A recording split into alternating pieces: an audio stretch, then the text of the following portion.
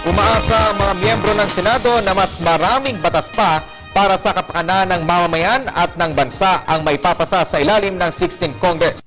Umaasa rin ng mga senador na magiging mas perpekto ang attendance ng kanilang hanay. May report si George Bandola.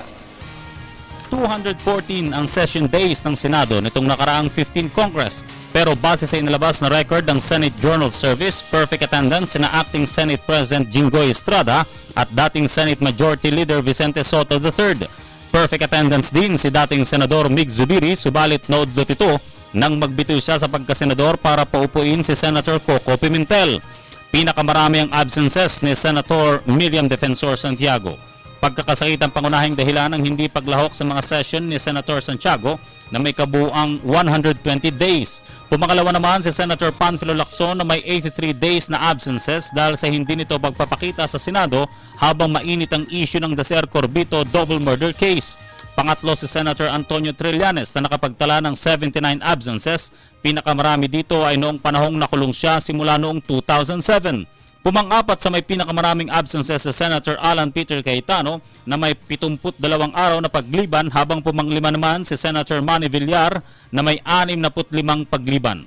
Pinakakaunti ang pagliban ng nagbitiw na Senate President Juan Ponce Enrile, isang araw na absent at isang araw ng pagkakasakit.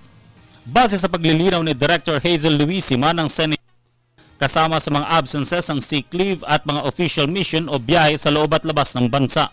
Sa mga biyahe o official mission, pinakamaraming beses na nagtungong abroad si Senador Manny Villar na may 32 araw habang si Senador Alan Cayetano naman sa may pinakamaraming biyahe sa loob ng bansa na may 62 araw.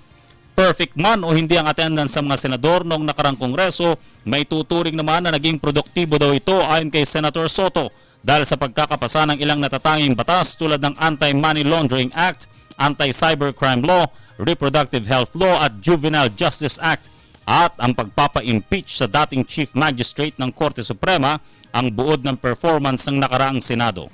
Sa pagpasok ng 16th Congress at mga bagong senador, sino kaya ang makaka-perfect at makakapagpasa ng mga natatanging batas? Para sa Telebisyon ng Bayan, George Bandola.